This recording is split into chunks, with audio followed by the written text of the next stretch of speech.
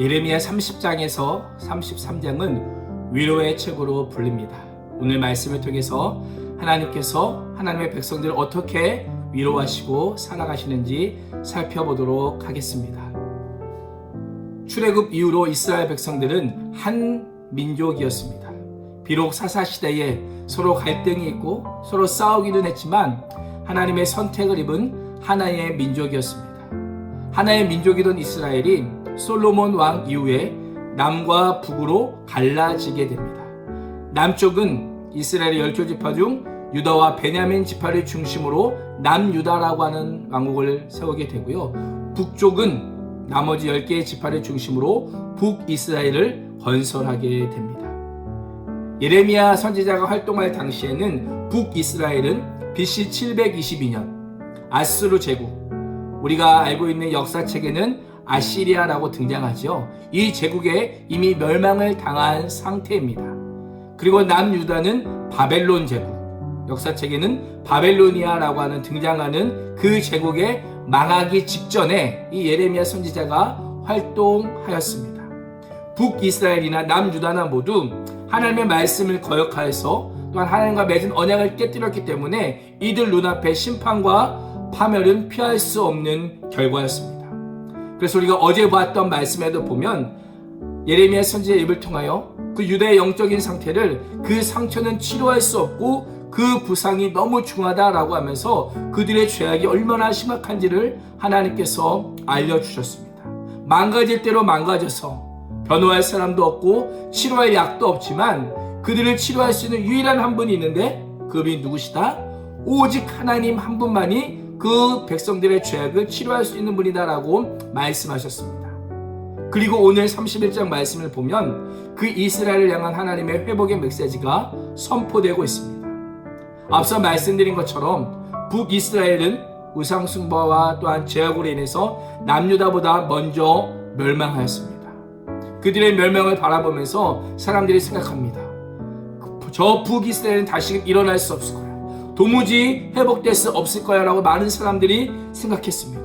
그런데 오늘 말씀을 보면 하나님께서 그 북이스라엘도 다시금 일어나게 하실 것이라고 말씀하고 있습니다. 우리 1절 말씀을 같이 한번 읽어보겠습니다. 시작. 여호와의 말씀이니라. 그때 내가 이스라엘 모든 종족의 하나님이 되고 그들은 내 백성이 되리라.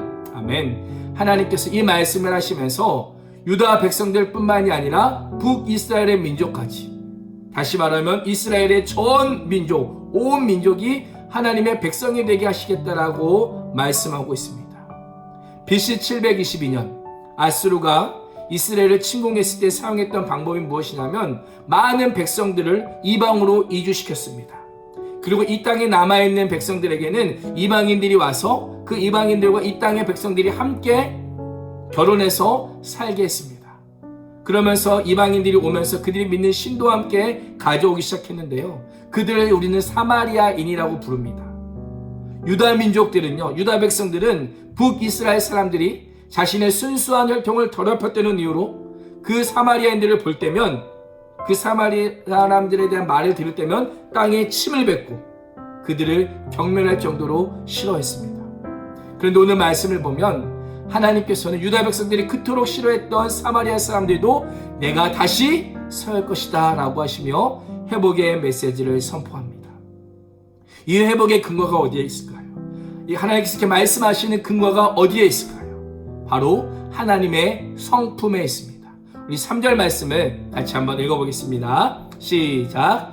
여쪽에 여호와께서 나에게 나타나사 내가 영원한 사랑으로 너를 사랑하기에 인자함으로 너를 이끌었다 하였노라. 아멘.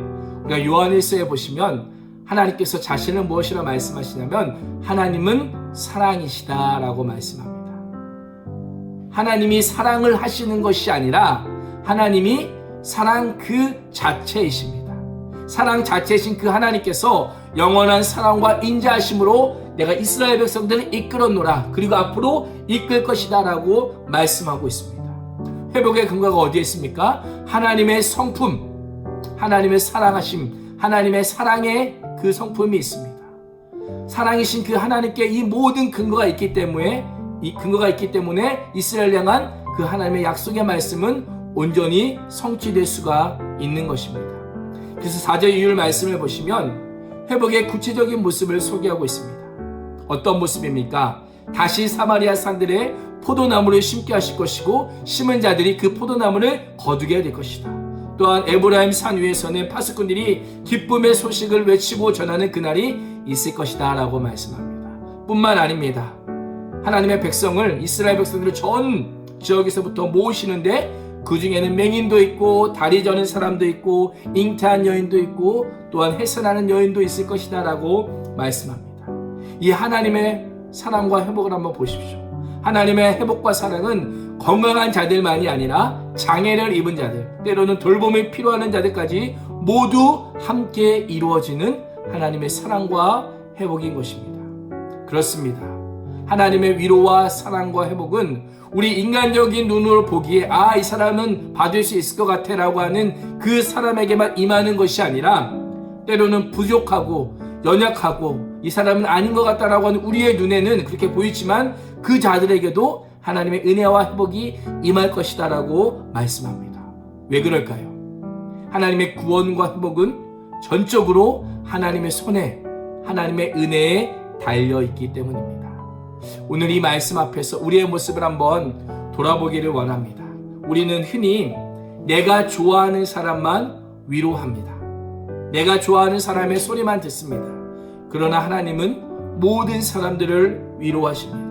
우리는 나에게 손해가 되면 때로는 약속을 어기고 약속을 깨는 반면 하나님은 모든 사람들의 그 한 약속을 하나님은 친히 지키십니다. 또 우리는 우리의 유익을 따지며 다른 사람들에게 자비와 사랑을 베풀지만 하나님은 그 전부를 주시며 우리를 위로하시고 사랑하시는 분입니다. 우리가 그 하나님의 전부를 주시는 그 사랑과 은혜를 입은 자입니다. 오늘 어떻게 살아야 될까요? 오늘 그 하나님의 전부를 입은 자답게 우리는 살아야 합니다. 위로는 하나님께 오늘도 나를 사랑하신 그 하나님께 감사하며 찬양해야 됩니다. 또 옆으로는 어떻게 살아야 될까요? 내 주변의 이웃들, 소외되고 상처받은 그 이웃들에게 하나님의 사랑을 전하며 살아야 되는 것이 오늘 우리에게 맡겨진 하루의 삶인 것입니다. 오늘도 위로는 하나님을 사랑하며 또 옆으로는 이웃을 사랑하는 10계명의 정신을 이뤄갈 수 있는 우리 나건제일교회 중등부, 고등부 선생님들과 친구들이 되시기를 주님의 이름으로 축복합니다.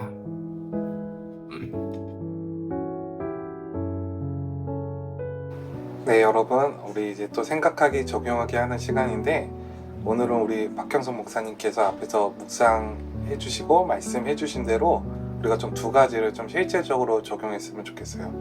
첫 번째는 위로는 하나님께 감사와 찬양을. 자, 여러분, 우리가 하나님 앞에 오늘 어떻게 영광 올려드릴 것인지 하나를 결정했으면 좋겠고, 두 번째로는 옆으로는 이웃을 섬기고 돕는 것. 자, 이렇게 한 가지씩 좀 정했으면 좋겠어요. 구체적으로. 전도사님은 오늘 어떻게 살아갈지 이렇게 결정했어요. 첫 번째, 위로 하나님께 감사와 찬양을 올려드리는 것. 특별히 전도사님은 삶으로 좀 찬양을 올려드리고 싶거든요. 삶으로 감사를 올려드리고 싶거든요. 전도사님의 삶의 습관 중에 하나님이 기뻐하지 않는 모습을 하나 확실하게 결정해서 고칠 거예요. 그걸 말해줄 수는 없어요.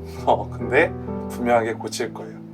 특별히 전도사님은 하나님께서 싫어하시는 행동을 고칠 거예요. 오늘은 그거를 좀 전도사님이 깊이 고민하면서 갈 거고, 두 번째로는 이웃을 돕고 또 복음을 전하는 일. 전도사님은 오늘 무조건 정했어요. 전도사님은 오늘 외출하면서 만나시는 분 중에 한 분에게 반드시 복음을 전하겠다 결단을 했어요. 또 주변에 이렇게 어려워서 이렇게 그 길거리에서 이렇게 계신 분들이 있다면 전도사님 절대로 단 한 분도 외면하지 않겠다. 무조건 전도사님이 가진 돈 중에 일부를 반드시 드리겠다 결정했어요. 오늘 금요일 그렇게 살 겁니다. 하나님께서 그럼 너무 기뻐하실 것 같고 또 이웃에게도 도움이 될 것 같아요. 그래서 여러분 오늘 이렇게 구체적으로 분명하게 하나님 앞에 어떻게 살아갈지를 결정하는 그런 우리 중등부 고등부 됐으면 좋겠습니다. 기도하겠습니다. 사랑이 많으신 하나님 아버지, 주님은 우리의 치료자 되십니다. 그리고 그 치료자께서 우리를 치료하신 이유와 목적에 합당하게 살아가겠습니다. 하나님께 영광 올려드리겠습니다. 감사하겠습니다. 찬양하겠습니다. 그리고 이웃을 돕겠습니다. 또 복음을 전하겠습니다. 주님, 그렇게 살아가는 하루가 되게 하여 주시고 그 삶 가운데 기쁨과 감사와 평안이 넘치도록 충만하게 허락하여 주시옵소서. 예수님의 이름으로 기도합니다. 아멘.